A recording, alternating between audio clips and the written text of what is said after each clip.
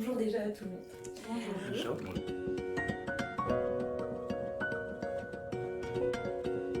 Je suis Pierre Bernès, donc je travaille à la clinique Méret en tant que chef de clinique, où du coup j'ai avant ça fait 2 stages d'internat à la clinique Méret aussi. Donc la clinique Méret se trouve à la Colombière. Et la clinique Méret, c'est l'une des unités d'hospitalisation de la Colombière, unité de psychiatrie générale. Moi je suis Magali Seller, praticienne hospitalier dans ce même service à la clinique Méret. Moi, c'est Mathis Toraval, je suis infirmier à la clinique Méret depuis que je suis diplômé, donc depuis presque 4 ans. Et moi je suis Karima Echem, cadre de santé de la clinique Méret depuis 1 an maintenant. Et vous travaillez tous les 4 ensemble Oui. avec le sourire. La plupart du temps. Génial. Quand je suis arrivée donc il y a 1 an, c'était déjà mis en place, en tout cas avec l'accueil des étudiants stagiaires musicothérapeutes dans l'unité. Après, de par mon parcours donc d'infirmière en psychiatrie, j'ai quand même travaillé dans un USR, donc qui est une unité de réhabilitation psychosociale, où il y avait également une musicothérapeute à 80% dans l'établissement. Donc ça m'a permis déjà moi à mon niveau de pouvoir voir la place que pouvait prendre le musicothérapeute par rapport à l'équipe pluridisciplinaire.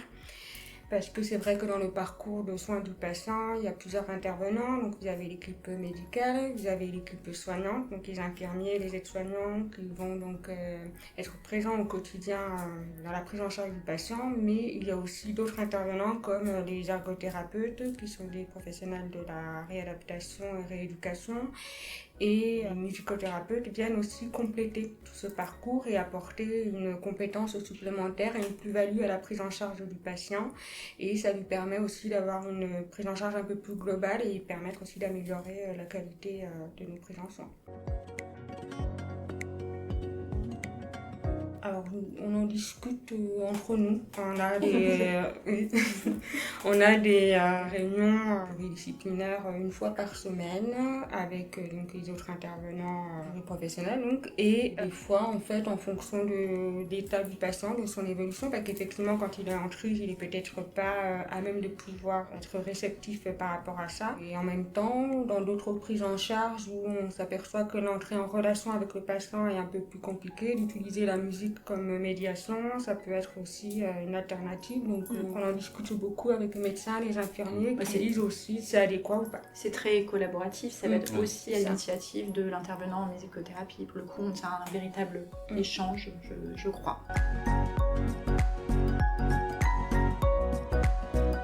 Moi, j'ai pas de patient précis en tête, mais de manière générale, ce que ça apporte, déjà, c'est une personne de plus dans l'équipe de soins, comme on disait, c'est pour ça on travaille tous ensemble et c'est quelqu'un qui va faire partie de l'équipe. Et en fait, un autre regard exactement, et d'avoir son point de vue sur l'état de santé du patient. C'est toujours hyper intéressant d'avoir le point de vue de quelqu'un d'autre qui a fait d'autres études, qui a d'autres capacités, compétences, et d'avoir son regard sur le patient. À chaque fois, ça nourrit le débat et les réflexions cliniques qu'on peut avoir. Ceux qui vont y adhérer, on voit que ça leur plaît beaucoup. Et donc l'intérêt... Alors, je sais qu'il y a eu des études comme quoi ça pouvait permettre de diminuer l'anxiété, diminuer le risque de survenue de troubles du comportement dans d'autres cas. Et aussi, ce qui est assez évident, c'est que ça va, je pense, renforcer l'alliance avec les soins de manière générale. Et ça, c'est un point important en psychiatrie, l'alliance chez les patients qui n'ont pas toujours conscience de leurs troubles. Si ils peuvent déjà avoir une bonne alliance, c'est quelque chose qu'on essaie de travailler. Et ça, c'est clairement un atout d'avoir, sur les périodes, parce qu'on n'a pas tout le temps, notamment l'été, d'étudier en musicothérapie, c'est un atout supplémentaire qu'on apprécie. Oui, je partage ton avis, et les enjeux sont véritablement aussi autres lors des séances de musicothérapie que des enjeux médicaux, des enjeux de soins, des enjeux de médicaments, des enjeux de sortie de l'hôpital, d'autant plus quand c'est des patients qui sont hospitalisés contre leur volonté. Donc je pense qu'il y a un lieu dédié pour plus de liberté pour les patients, c'est hyper important pour eux. Et un lieu autre d'évaluation aussi, parce que les enjeux étant vraiment différents, les patients se présentent aussi différemment quand ils sont avec un médecin versus effectivement un musicothérapeute. Déjà, on a des patients qui sont très souriants en sortant des séances de musicothérapie. Il y a aussi beaucoup de patients qui expriment un gros sentiment de fierté de redécouvrir des choses dans la musique. On a eu beaucoup de patients qui étaient fiers en sortant de la musicothérapie, d'avoir eu les ressources et capacités, d'avoir réussi à faire certaines choses. Ouais, la valorisation. La valorisation, ouais. C'est vrai, la relation avec nous aussi. C'est vrai qu'en plus, on a une petite salle un peu isolée de l'unité. Où les patients ont ce sentiment un peu de sécurité, un petit peu de... Ils sont seuls, soit avec nous, soit des fois on les laisse un peu en autonomie, on est juste à côté. De sortir du cadre hospitalier stricto sensu. Et puis c'est vrai que c'est une alternative aussi non médicamenteuse aussi, donc il y a beaucoup de patients qui sont en demande de solutions un peu hors traitement pour soulager que ce soit les angoisses, l'agitation.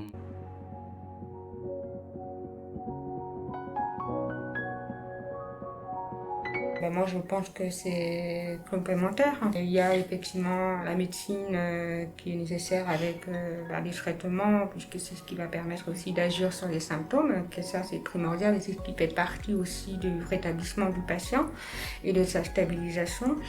Et en complément, pour justement compléter le traitement, avoir cette prise en charge complémentaire et des interventions complémentaires qui peuvent être un support pour le traitement de base, en fait, le traitement de fond. Et puis on va dire que c'est du plus qui peut permettre aussi à améliorer le bien-être, à améliorer leur stabilité. Et voilà.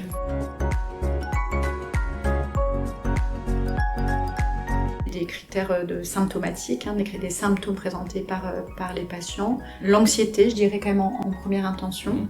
La tension interne, éventuellement une agitation, instabilité psychomotrice. Bien sûr, un des autres critères, ce sera la coopération et la collaboration des patients. Il faut qu'ils soient évidemment aussi d'accord et coopérants. Et la possibilité d'être seul avec le musicothérapeute, parce que c'est la plupart du temps le cas. Il y a essentiellement des séances individuelles ou de groupe. Étudiants qu'on a pu avoir. Mais on a plus souvent eu individuel, Ouais, j'ai l'impression. Plus souvent individuel. C'est ça. Oui. Ça restait des petites séances de groupe pendant les temps institutionnels, mais sur toute la journée, c'était majoritairement des séances individualisées. Oui. D'accord.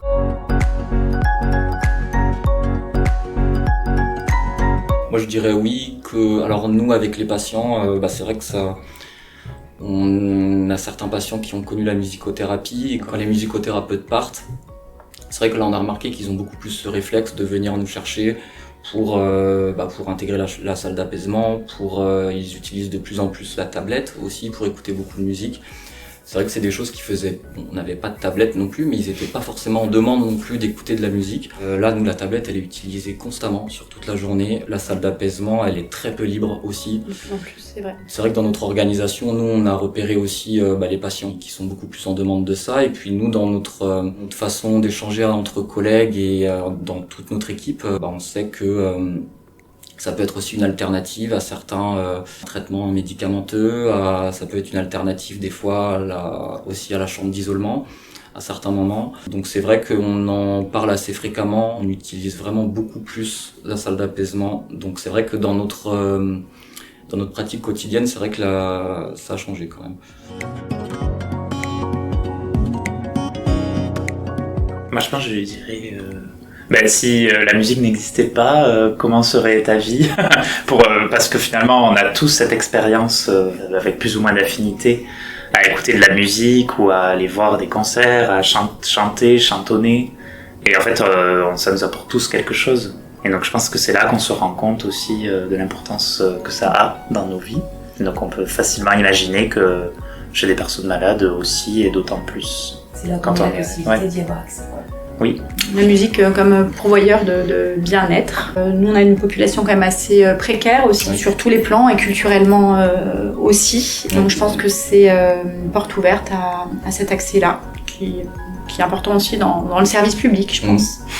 Puis moi, entre les patients, je trouve que la musicothérapie, elle a été utilisée aussi beaucoup par les anciens étudiants pendant les temps institutionnels, donc pendant les repas, les prises de traitement. Et c'est vrai que c'est des moments qui peuvent être des fois assez source de tension, d'agitation, d'altercation. Et c'est vrai ça rejoint la question d'avant aussi, mais dans notre organisation, on a pris ce réflexe de mettre de la musique au moment des traitements, au moment des repas. Et c'est vrai qu'on a remarqué que il y avait beaucoup moins d'altercations entre les patients, que les patients exprimaient être aussi beaucoup plus apaisés à certains moments.